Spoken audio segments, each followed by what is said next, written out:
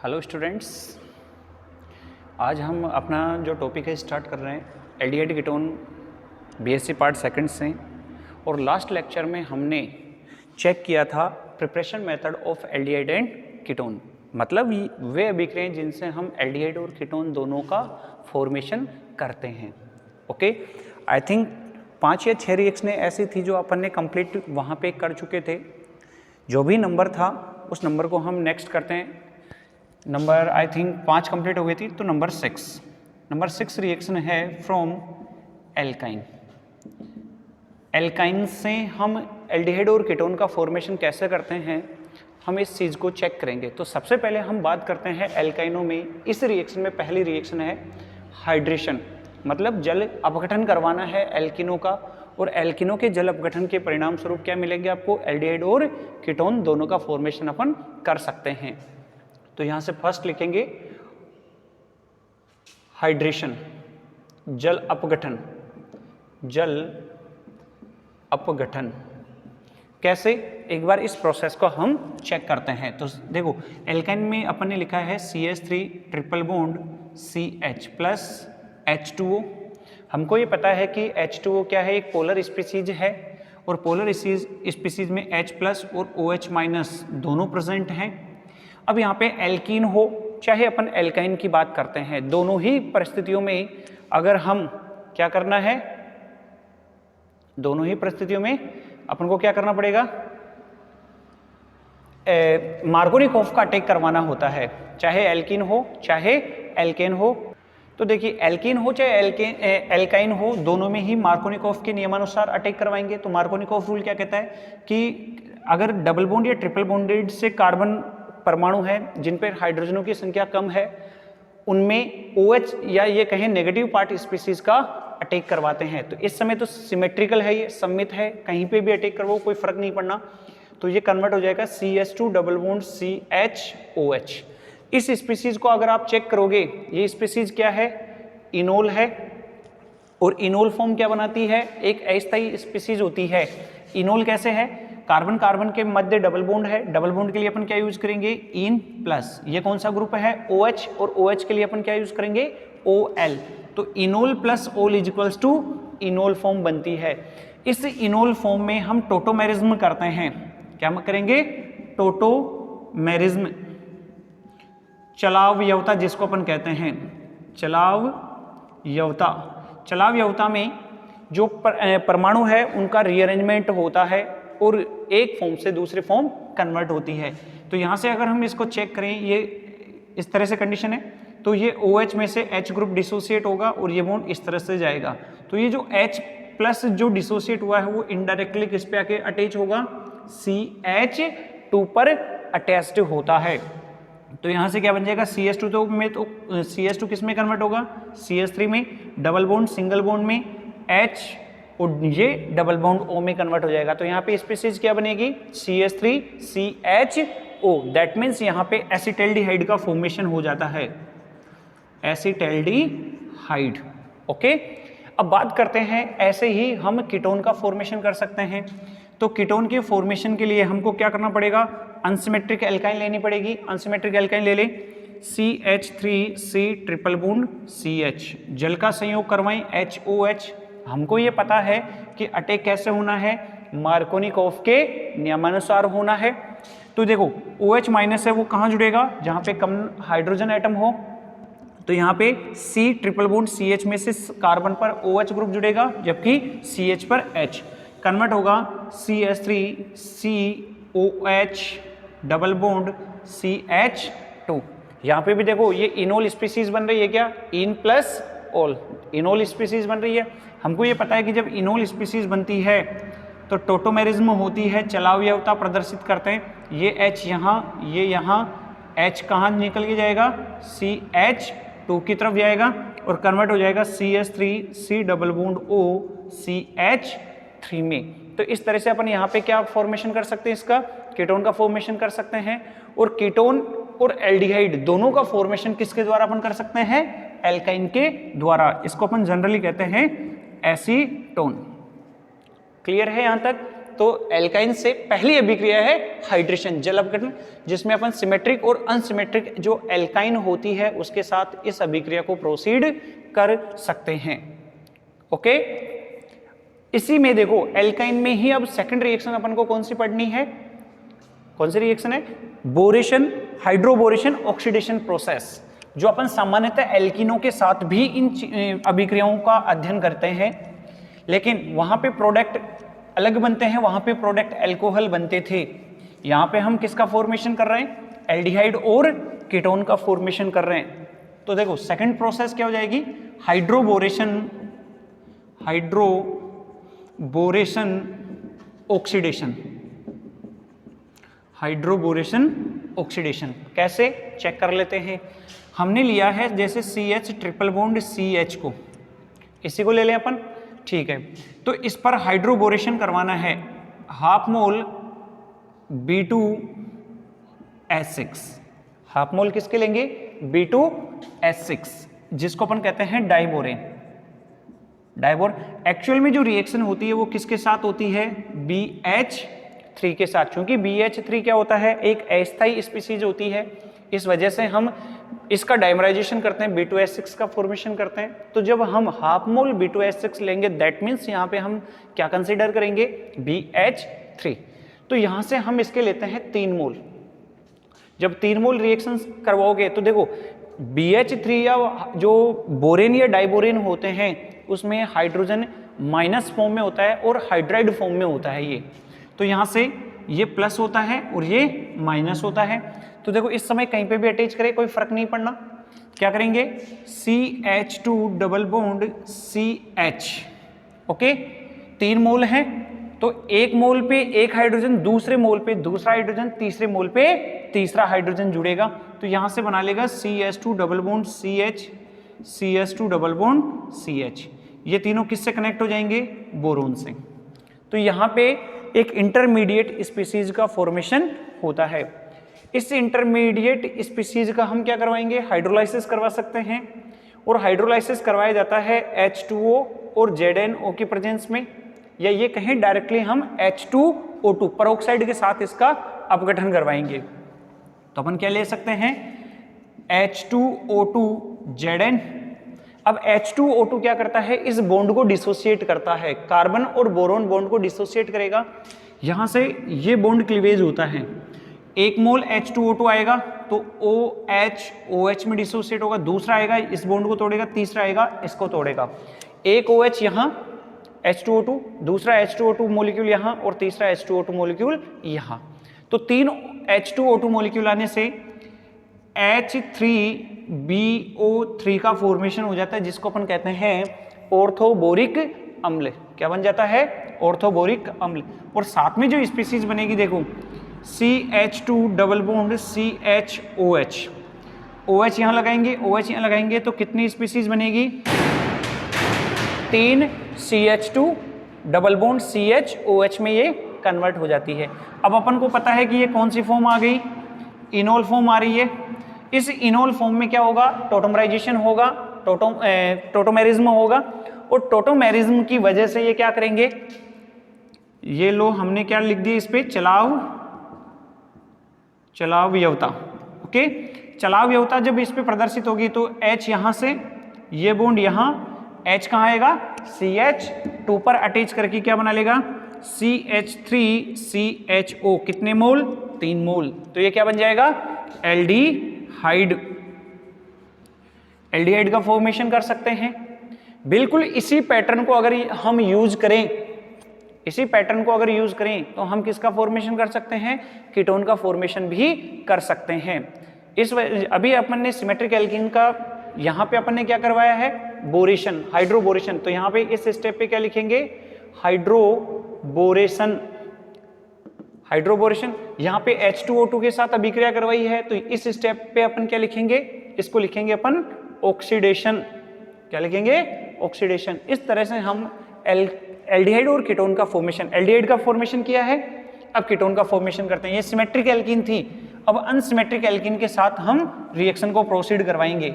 Same इसी pattern को follow करना है, लेकिन ध्यान रखना अपन को जो अनसिमेट्रिक एल्काइन होगी उस पे CH3C ट्रिपल बॉन्ड CH लिख सकते हैं। ओके, इस पर रिएक्शन करवा रहे हैं हाफ B2S6 अगेन BH3 के साथ। अब देखो यहाँ पे फिर से वही चीज है, नेगेटिव पार्ट कहाँ अटैच होगा, नेगेटिव पार्ट यहाँ होना चाहिए CHOH, और ये जो कंडीशन है CH2 वो किससे अटैच्ड होगी, बोरेन से। लेकिन यहाँ पे जो अटैक होगा वो किसका होगा, एंटी मार्कोनिकोफ का अटैक होगा। कैसा होता है ये एंटी मार्कोनिकोफ, या फिर अपन ये कहें इस कंडीशन में एंटी मार्कोनिकोफ ना करवाते हुए हमें मार्कोनिकोफ के नियमानुसार प्रोडक्ट बनाना है तो हम एल्काइन को चेंज कर सकते हैं ताकि एक सिमेट्रिकल कंडीशंस अपने पास मिल सके। CH3C ट्रिपल बॉन्ड CH3 ये वाली ले लें अपन। यहां से अपन रिएक्शन को अगर प्रोसीड करते हैं तो देखिए इस समय ट्रिपल बॉन्डेड कार्बन एटम्स पे कहीं पे भी हाइड्रोजन और बोरोन अपन अटैच कर सकते हैं, तो ये बन जाएगा CH3CS डबल बॉन्ड CH3। अब इसके भी कितने मोल ले रहे हैं अपन, 3 मोल ले लें। तो देखो इस कार्बन पे तो कौन जुड़ रहा है, इस कार्बन पे कौन जुड़ रहा है, हाइड्रोजन। तो इस सेकंड वाले कार्बन पे कौन जुड़ जाएगा, बोरोन। तो इसके हमने बोरोन को अटैच किया, इसके कितने मोल ले लिए अपन ने, 3 मोल। तो ये भी तो इंटरमीडिएट बन गई। अब यहां से हम क्या करेंगे, वापस जल अपघटन करवाएंगे H2O2 in the presence of Zn। जल अपघटन करवाते ही किस में कन्वर्ट हो जाएगा, यहाँ पे OH लग जाएगा, तो ये कन्वर्ट हो जाएगा CH3CS डबल बॉन्ड CH3OH। यहां से फिर क्या होगा, देखो इनोल बन रही है क्या, इन प्लस ओल, चला अवयवता प्रदर्शित करेंगे यहाँ पे भी, और क्या होगा H यहाँ, ये बॉन्ड यहाँ, ये H प्लस यहाँ आके जुड़ेगा, तो ये कन्वर्ट हो जाएगा CH3CS2C double bond O CH3। यहाँ पे स्पीसीज कौन सी बन गई, कीटोन का फॉर्मेशन अपन कर सकते हैं। तो ये पहला एल्काइन से 2 प्रोसेस अपन ने पढ़ी है, फर्स्ट हाइड्रेशन और दूसरी हाइड्रोबोरेशन। क्लियर है। इसके बाद अगर अपन बात करते हैं नेक्स्ट रिएक्शन की जिससे हमको एल्डिहाइड और कीटोन का फॉर्मेशन करना है, तो नेक्स्ट रिएक्शन राइट करेंगे अपन ozonolysis of alkene. Ozonolysis of alkene, alkene का ओजोनीकरण। नेक्स्ट नंबर 7 है, लिखेंगे ओजोनोलाइसिस ऑफ एल्कीन। अब एल्कीन का ओजोनोलाइसिस करना है कैसे, CH2 डबल बॉन्ड CH2 है, इस पर ओजोन की रिएक्शन करवानी है, O3 की रिएक्शन करवानी है। जब O3 की रिएक्शन अगर अपन करवाते हैं तो एक इंटरमीडिएट बनता है जिसको अपन कहते हैं ओजोनोइड। क्या बनेगा, ओजोनोइड बनेगा। तो यहाँ से रिएक्शन को प्रोसीड करवाओगे, ओजोनोइड इन दोनों डबल बॉन्डों के बीच में इंट्रोड्यूस करता है O3 मॉलिक्यूल को। तो यहाँ से CH2 एक सिग्मा पाई बंध टूटेगा, 2 सिग्मा बंधों का निर्माण करेगा।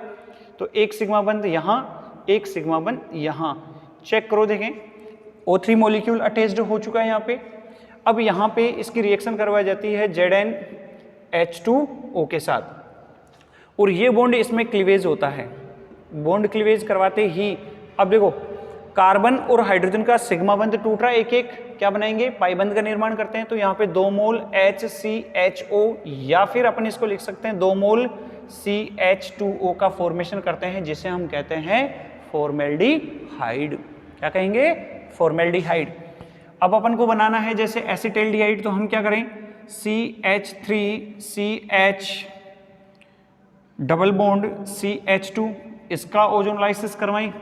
स्पीसीज वही होगी CH3CH2O और O।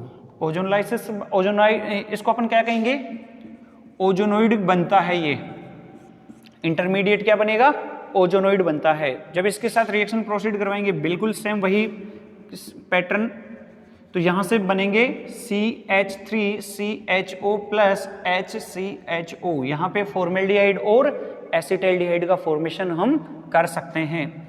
अगर हमें कीटोन का फॉर्मेशन करना है तो हम क्या करेंगे, सब्स्टिट्यूटेड एल्कीन ले लेते हैं, और इस सब्स्टिट्यूटेड एल्कीन के द्वारा हम क्या कर सकते हैं, कीटोन का फॉर्मेशन चेक कर लेते हैं। एक example CH3 C double bond CH3 ये अपन ने कोई एल्कीन ली है।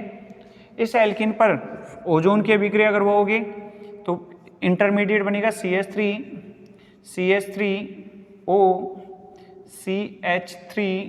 CH3O और ऑक्सीजन, ये एक इंटरमीडिएट बनेगी।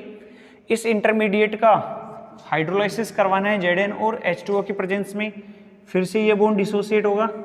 अब इस समय देखो कार्बन और ऑक्सीजन का बॉन्ड डिसोसिएट हो रहा है, कार्बन और ऑक्सीजन का बॉन्ड डिसोसिएट होगा तो किसका फॉर्मेशन कर लेंगे, ये कीटोन का। तो 2 मोल CH3 C double bond O CH3, तो यहां से एल्डिहाइड बना सकते हैं अपन और यहां से कीटोन का फॉर्मेशन भी कर सकते हैं। इस तरह से हम अगर ओजोनलाइसिस ऑफ एल्कीन को डिस्कस करते हैं तो इससे हमें जिस तरह के एल्डिहाइड और कीटोन प्रोडक्ट अपन को चाहिए वो सारे प्रोडक्ट हम प्राप्त कर सकते हैं। अब ये देखो यहाँ से अपन को एक सिंपल सा एक पैटर्न यूज करना है कि कैसे हम इस अभिक्रिया के उत्पादों को पहचानें या उत्पाद से कौन सी एल्कीन बन रही है, किस एल्कीन से उत्पाद बन रहे हैं हम उसका भी हम यहाँ पे अनुमान लगा सकते हैं। तो इस अभिक्रियाओं में हमने सीधा सा किया क्या, उस पैटर्न को समझना है। आप चाहो तो प्रोडक्ट बनाने के लिए इसको एज ए हिंट यूज कर सकते हो। कैसे हम यूज करेंगे, अपन बात करेंगे हिंट की, ठीक है। कैसे फॉर्मेशन करेंगे ओजोनलाइसिस ऑफ एल्कीन से एल्डिहाइड और कीटोन का, तो यहां से अपन को ये चेक करना है कि जहां डबल बॉन्ड हो, देखो CH2 डबल बॉन्ड CH2 है प्लस O3 है, तो जहां डबल बॉन्ड है उस डबल बॉन्ड को आपको ब्रेक करना है, तोड़ना है और दोनों तरफ ऑक्सीजन ऑक्सीजन अटैच करना है। कैसे, अगर मैं इसको ब्रेक करता हूं इस बॉन्ड को तो दोनों तरफ ऑक्सीजन ऑक्सीजन जोड़ना है। जो एक ऑक्सीजन है वो Zn के साथ ZnO की फॉर्म में बाहर निकल जाता है, ये हमको पता है। तो हम यहां से डायरेक्ट कैसे रिएक्शन कर सकते हैं, हम इस पर ZnH2O के साथ अगर रिएक्शन प्रोसीड करवाएं तो ये बॉन्ड ब्रेक किया अपन ने, इस बॉन्ड को ब्रेक करके क्या बना सकते हैं CH2 double bond O plus O double bond CH2। देखो इस फॉर्म में अपन इसको लिख सकते हैं, यस और नो। जहां डबल बॉन्ड है उसको तोड़ना है, उसके दोनों तरफ अपन को ऑक्सीजन यूज करना है। अब कोई भी एल्कीन अपन लिख सकते हैं, CH3 CH2 CH double bond CH2, जैसे ये है, इसका ओजोनलाइसिस करवाना है तो हमको क्या करना है, डबल बॉन्ड कहाँ है, यहाँ है क्या, यहाँ डबल बॉन्ड है, इस डबल बॉन्ड को ब्रेक करना है यहाँ से और ब्रेक करके क्या करें, दोनों तरफ ऑक्सीजन ऑक्सीजन जोड़ना है, जोड़ें तो ये बन जाएगा CH3 CH2 CHO, भाई एक ऑक्सीजन अपन ने यहाँ पे जोड़ दिया, प्लस यहाँ पे भी एक ऑक्सीजन जोड़ सकते हैं तो O CH2, तो यहाँ पे एल्डिहाइड के 2 मोल प्राप्त होते हैं। इस तरह से ओजोनलाइसिस ऑफ एल्कीन को हम की रिएक्शन प्रोसीड करवा सकते हैं।